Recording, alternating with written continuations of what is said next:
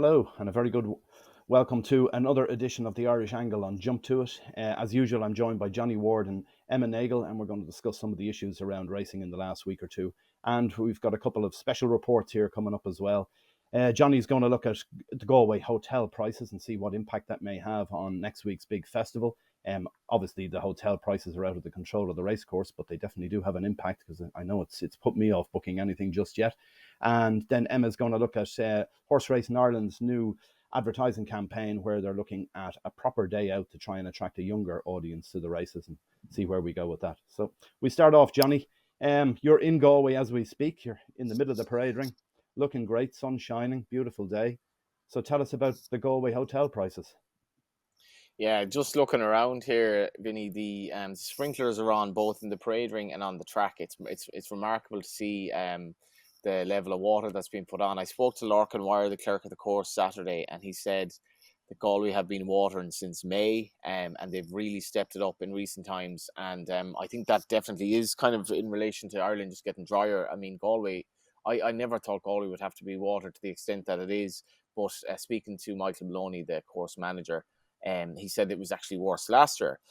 So the reason I was ringing him, obviously, was the wider context of Galway accommodation prices. So I think for a little sort of background to this, some of our viewers and listeners will have noticed that you could have gone on Ticketmaster yesterday morning, on Sunday morning, and bought tickets for the Hurling All-Ireland final literally a couple of hours before the game, which is staggering. And the Dublin Kerry semi-final was undersold to the tune of about 8,000 or 9,000, I think, which itself is remarkable. And recently, when Galway United were playing Waterford in Terryland Park in Galway, I was talking to one of the Waterford fans, and he said, "We love staying down, but like not a hope would we stay in Galway City with the prices." So I was thinking, well, if the prices are that bad in Galway, sort of in early July, what are they going to be like for race week? So I had a bit of a look into that, Vinny. And tell us about it, Johnny. What do you think? Is it detrimental to the festival? Is it going to impact on it this year? Well, can I ask you for a start? What's your position regarding going to the Galway races this year? Well, so far it's a no from me. I might possibly drive down one day and drive back. I was looking myself. I stayed last time I stayed there was 2016. I stayed in a Maldron hotel for 2 nights. It cost me €520 for 2 nights B&B. I looked at the same hotel, same room. This year it's going to be 668. So that's €148 extra over the 2 nights. It's a lot of money, and as it stands at the minute, I'll be paying it myself. So I'd say there's no chance I'm going to pay that. I can't see myself paying that to go down for 2 nights. It's not worth it. And that's like, We're not talking 5-star here. We're talking about a standard hotel on one of the ring roads. Just happens to be a standard thing that suits me. Just drive to the races, 5 minutes out to the hotel, and put the head down, and that's it. But I can't justify that amount of money for it. I don't know what would it cost to stay in one of the top hotels for the week.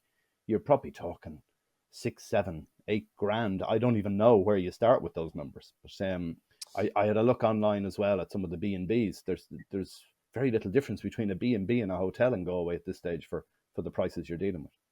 Yeah, and not only that. So I was talking to one of the guys in the WhatsApp groups this morning, and in fairness, one of the guys gets back to me and said, if you could source a reasonably priced bed on a Monday night, I'd be much obliged. He said it was a ludicrous situation, but funnily enough, he then did find a place for the Monday night, which he said wasn't too bad. So I suppose I would emphasize to people that don't give up, and if you know people in Galway as well, don't be afraid to ask, can you crash for the night? I mean, people in Galway will respect the fact that accommodation is insane. Now, you mentioned B&Bs, Vinny. Like, it's not only B&Bs, it's Airbnbs, and I think this is an important context. So if you ask Michael Maloney, and he was quoted in the Racing Post as saying this, he said in 2018 or 2019, Airbnb had done 30,000 bed nights in Galway for race week, which is phenomenal. Now, the Airbnb situation has changed a bit since then, that a lot of these Airbnbs have gone out into rental accommodation because of the housing crisis. So without having the data, I did contact Airbnb. It didn't get back to me quite in time for this podcast, but without having the data, I don't think Airbnb is as readily available as it was. And I'm just looking for, I'm on Airbnb here now for, this is if you wanted to stay for example, the Wednesday and the Thursday night in Galway, you're talking €206 a night for one place here, €264 a night for a private room. This is per night. This is just Airbnb.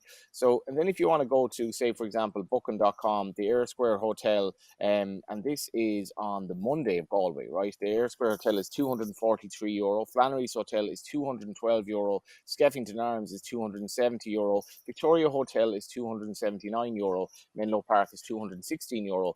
So these are just examples. Now, it's actually hard to get accommodation on the Wednesday and the Thursday. Galway is pretty much booked out. There will be some cancellations, but you're talking about figures that are essentially very, very hard to afford for a lot of people.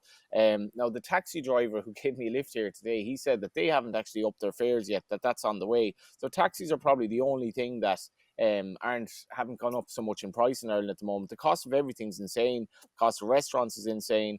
And another point as well is that if you are coming to Galway next week, the taxi situation is going to be quite bad, because it's bad in Dublin and it's quite bad here as well. But the wider context of the hotels is that, as you mentioned, Finn, I don't have the exact figures in terms of how much they've gone up, but the hotels in Galway have pretty much been very hard to get for the last 2 to 3 months, according to Michael Maloney. And you're talking for this is basically since the start of June. Galway's been extremely busy.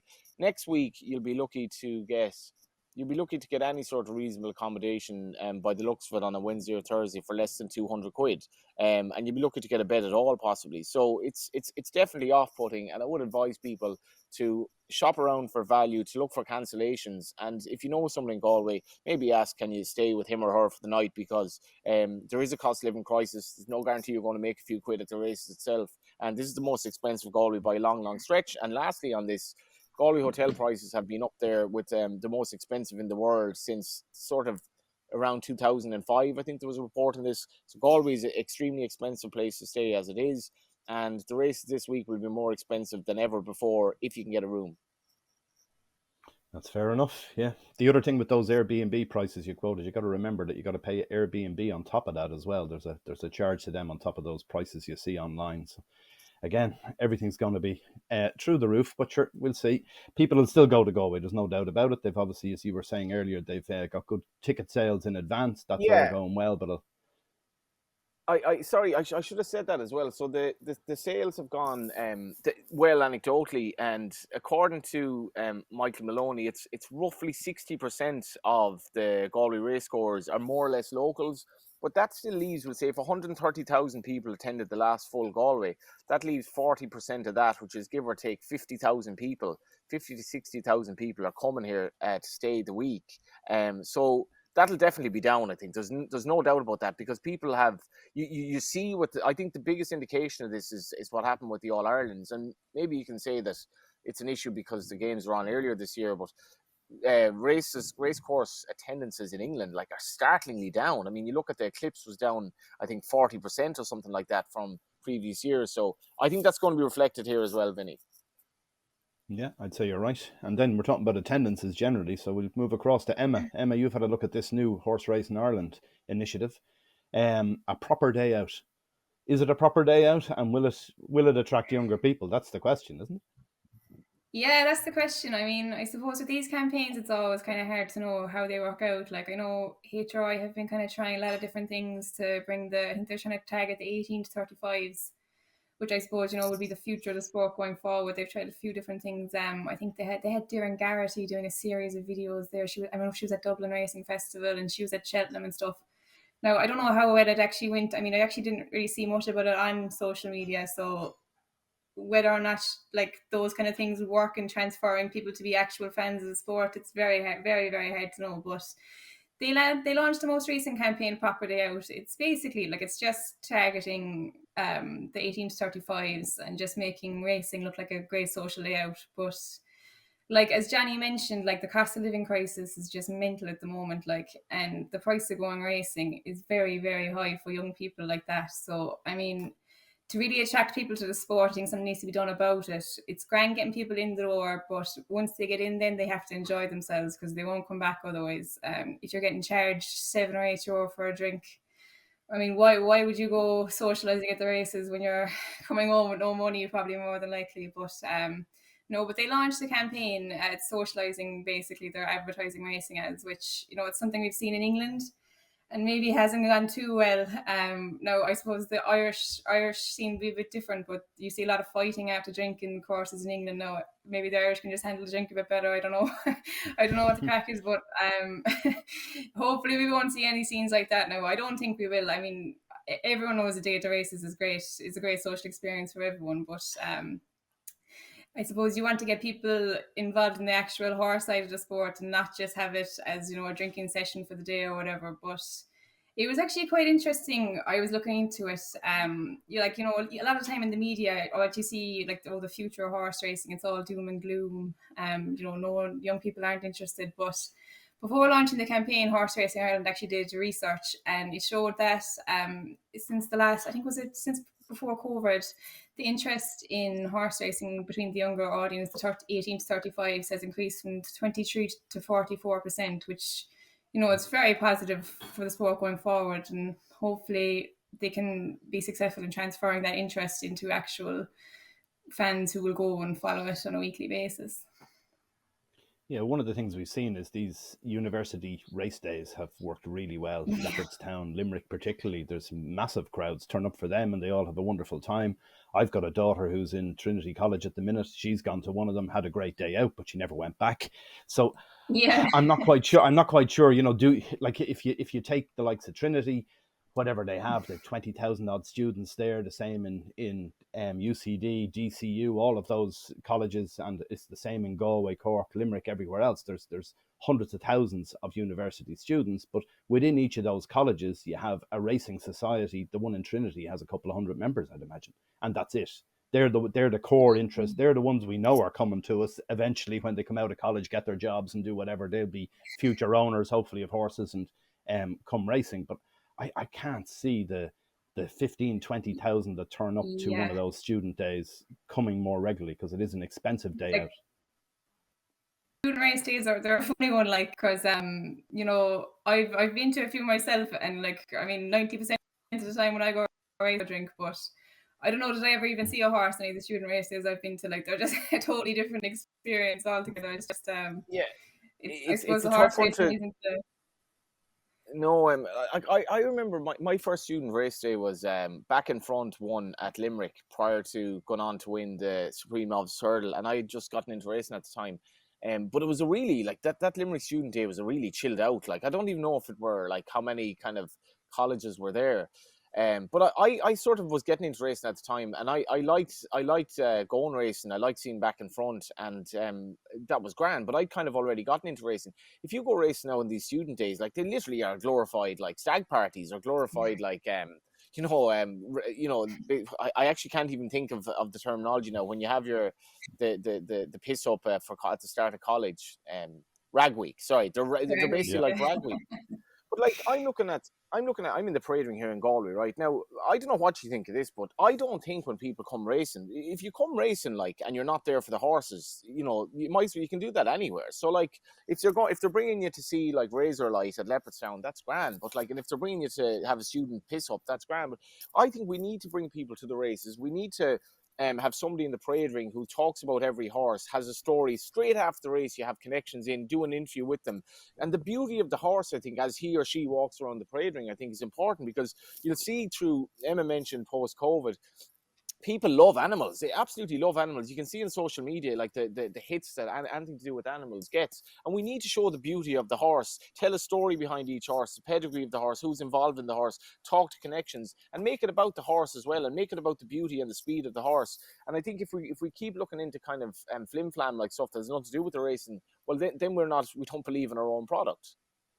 Yeah, exactly. And if you're advertising the racing as it's a concert, it's a day drinking, then you're alienating the older crowd, who are the backbone of the racing attendance every day. And this whole idea of the cashless race courses, it just seems crazy. It should just be scrapped straight away.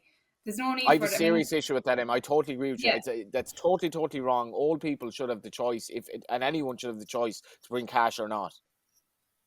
Yeah, it's crazy. And a race course of all places shouldn't be cashless. I can't imagine bookies are happy about it.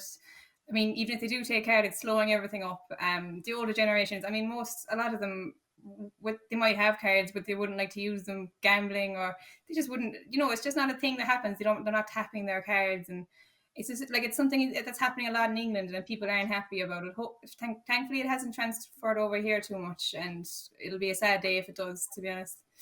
It's funny, there's a curmudgeonly friend of mine who works as a clerk at the course, and we have a lot of arguments about climate change, but I do agree with him entirely on the fact that shops should offer a cash facility. So he went into a shop recently in Dublin, and they said they didn't use cash because they wanted to save the trees. And I was like, but you're using a machine here to take the car that is costing electricity, which is fueled by what exactly? So they're trying to save the trees, like, so it's ridiculous. And people, like, I was actually on the way to Cork on Friday, met a fella on the train who's a regular race goer who was going to Killarney, and I have to agree with him. He was giving out about the price to get into Leopardstown on the Thursday night because he said, I'm not there for the band, I'm there to watch the races. I go racing all the time, and you're overcharging me. I have no interest in the band, and people race courses need to look after them as well.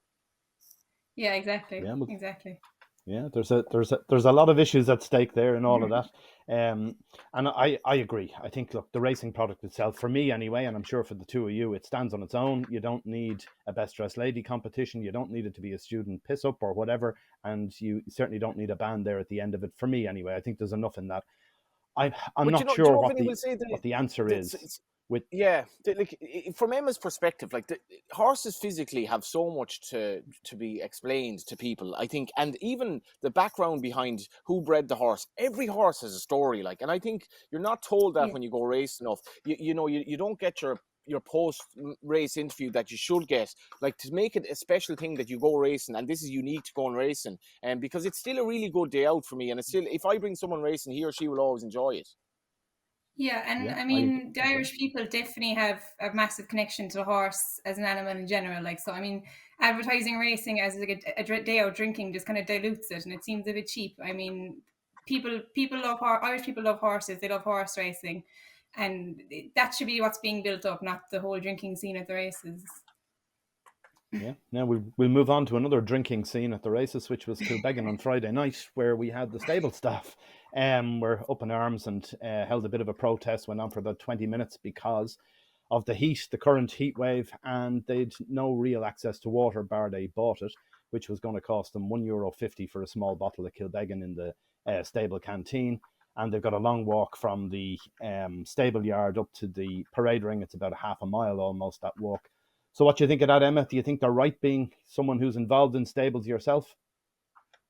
Yeah, I mean, it's a tough one. I mean, anyone who's ever been in the stable yard in Kilbeggan will know by the time you get up and down to the parade ring, you're probably blowing harder than the horse. But look, it's tough. It's difficult. Like, in any industry, the employer is probably responsible for supplying the water, like we were saying earlier. But I definitely think race courses should be subsidising the stable staff. I mean, I think they were charging $1.50 for a bottle of water. I mean, that's just insane. Like, they're making profit off these people who are here to work. The race courses have to come to some kind of agreement, I think, with the trainers, and maybe they'll pay half and half towards, the food and the drink for the staff. Like, these staff are working massively long hours in crazy heat, and in a track like Kilbeggan, they should be getting more than a €1.50 bottle of water for all their efforts during the day. Like, but fair play to them for protesting. I was actually very surprised. I'd never really heard of anything like that at a track before, but hopefully they'll see a bit of change for now. I haven't been in Kilbeggan this summer, but yeah, it's always a tough one for the staff up there.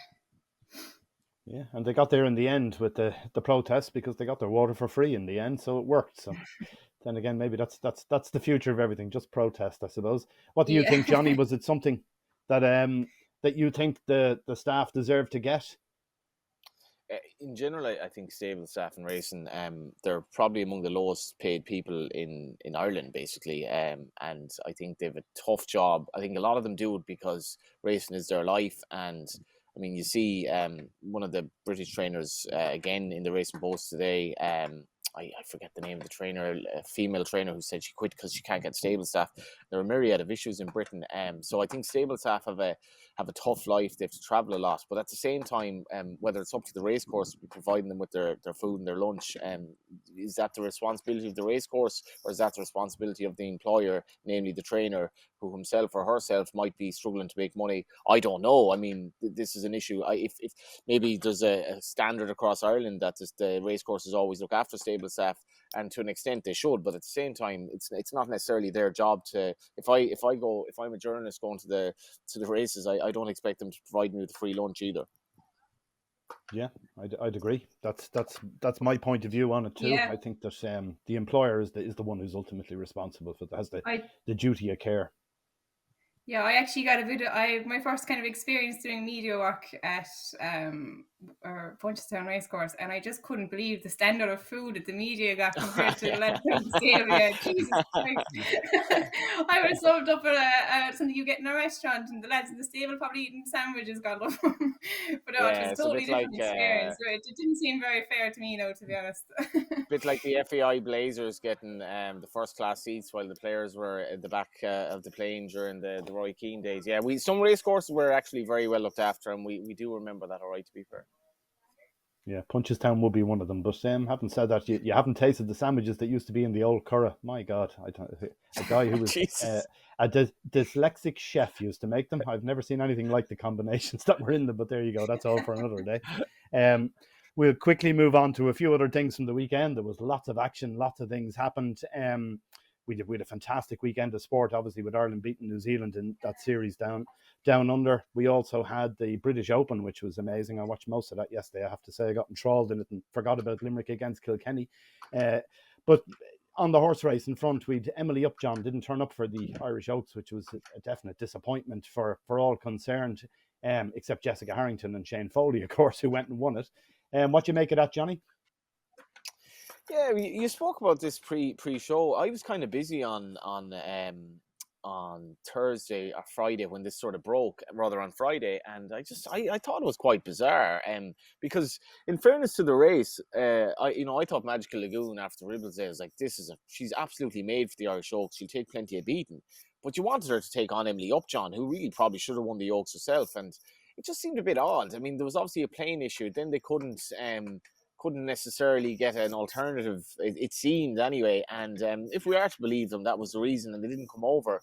You'd imagine she would have been quite well suited to the Curragh as well, and it would have made it a really good test. And in fairness to Aidan O'Brien, he actually provided a reasonable kind of resistance to Magical Lagoon in the shape of Toy, who ran a very good race.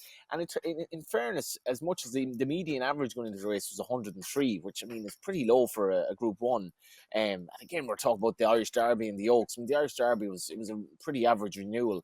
But at the same time, it turned into quite a good race, because I think the way Shane Foley rode the favourite tactically, and Ryan Moore trying to basically beat her in the closing stages, and Gerline's horse Courage Joe running so well. It was a fascinating race, but bloody hell, Vinny, I mean, if Emily Upjohn would have been there, it would have been so much better, and it just seemed a bit odd to me. But I do love Magical Lagoon, and she's a proper filly for the future, possibly overstaying trips.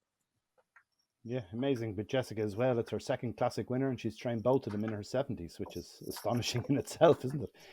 She's 75, I think, now, and yeah, she really only got into the flat kind of. You're thinking of Alpha Centauri in those days. It seemed more of a kind of a fluke that she got into the flat, but I think she's a great example of, like, it's never too late to try something new, basically, even in work or whatever it is in life. She was well into pension age when she started training flat horses, and look at her now, she's more of a flat trainer than a jumps trainer. Yeah, and she's got some string as well. Like, and you look at them coming out, these 2-year-olds and 3-year-olds that she produces, they all cost a lot of money too, so it's a big operation she has there now. Emma, what did you make of the race, and did you watch much of it over the weekend? Did you watch the Oaks? I watched it back on the phone. I was actually over in Iron Island, so I was a bit away from reality a bit. But no, I saw it back. Yeah, it was a great race. Like, she's a fierce, hardy little filly, isn't she? But yeah, like Johnny's saying, like Jessica Harrington, her rise to the top of the flat. I mean, she's on the top of the flat now. It's been just so quick and so like rapid. But it's nice to see. It's nice to see the classics being shared around a bit more this year. I think the Ballydoyle Totally. domination of the Irish flat racing just makes it very dull, doesn't it? It would make you really lose interest in the Oaks and the Derby. It's just whatever horse Aidan's going to throw out, he's going to win. But it was nice to see Jessie getting her share of it. Westover in the Derby. It's been a good Irish flat racing season so far, and hopefully we kind of continue to see it being shared around a bit more. Would But, you have sympathy yeah, with Hornby in terms of like the Colin Keane sort of spiel for the Curragh was that, well, he rides the Curragh really well and he's the best jockey available in Ireland, but now he's holding on to the ride, so I'm wondering, was this all bluff in the first place? Potentially so, Yeah. I'd say. There's always something in behind these. You never know the true story. It's the same with the Gosden and the Tory thing. I'd say we've only got a little snippet of what really went on there too. Just some other things that came up during the week. We've new whip rules in the UK, which we talked about in a previous show here, that I was saying I've never liked the fact that when you break the rules with the whip, that you've no chance of being disqualified. You just get a suspension for the jockey and the horse keeps the race. I've always felt that was unfair. So they're now bringing that in a whole raft of measures to come in the autumn in the UK, where currently a jockey can hit a horse 7 times on the flat, 8 times over jumps, and after that they will be subject to an inquiry into their whip use. But now an extra 4 strokes will start to flag this new potential for being disqualification of the horse, which is interesting. I don't think it's going to happen very often, but it's interesting to see that they brought this in. What did you make of this, Emma? Yeah, it's an interesting one. I mean, I can kind of see where it's coming from the disqualification side. I mean, at the moment, there's really no massive disincentive for a horse or for a jockey to break the rules to win the race, and it happens a lot. But at the same time, I don't think that owners and trainers should be punished for a jockey's mistake and having their horse thrown out if they're going to enforce it very strictly. If he hits the horse once extra time, and this whole backhand thing, I don't get it. I don't see the point in it. People who don't like horse racing aren't going to care if it's backhand or forehand. They'll just see it still as a stick being used. But no, it was. I think there was a strange rule change. I'm happy to see Ireland won't be following in their path, to be honest. Yeah, I'd personally like to see Ireland go somewhere down the same road, but that's just me. And I'm not looking at it necessarily from an animal welfare point of view. Obviously, that's a factor in all of this, but I'm more seeing it as just a straightforward anomaly within the rules. I can't see why. I can't think of any other sport where you can break a rule and still keep the win or whatever it was that you did in the sport.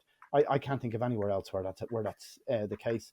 So at least horse racing is moving somewhere in that direction, although it's certainly it's a leap of faith to say, can you actually see a horse being disqualified from a major race because of this? Probably not. I think it's too far away from the reality of it, because you're talking about a guy in a flat race, for argument's sake, he's going to have to hit a horse 11 times, and all 11 have to be hits that were not corrective, because if any of them were for corrective purposes, you can knock those off it as well. So it's an awful lot of hits for a horse. Obviously, if the horse is that abused, it deserves to be disqualified, in my opinion, or the jockey certainly deserves to have that sanction against them. What do you think, Johnny?